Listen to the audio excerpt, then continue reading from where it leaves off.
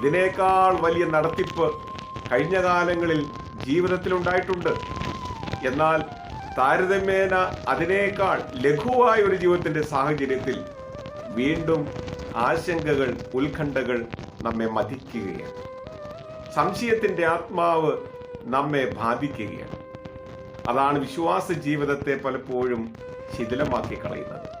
യേശുവിന്റെ കരുതൽ മറക്കുന്നവരെ ഒരു പക്ഷെ വിഡ്ഢികൾ എന്ന് വിളിക്കുമെങ്കിലും ആ വിഡ്ഢിത്വം നമ്മുടെ ജീവിതത്തിലുമുണ്ടെന്ന് നാം തിരിച്ചറിയുമ്പോഴാണ് ദൈവത്തിന്റെ കരുതലിന് മുമ്പിൽ കൊട്ടിയടയ്ക്കപ്പെട്ട വാതിലുകളായി നാം തന്നെ നിന്നിട്ടുണ്ടെന്ന് നമുക്ക് ബോധ്യമാവുക. ദൈവം എത്രമാത്രം കരുതലുള്ളവനാണ്.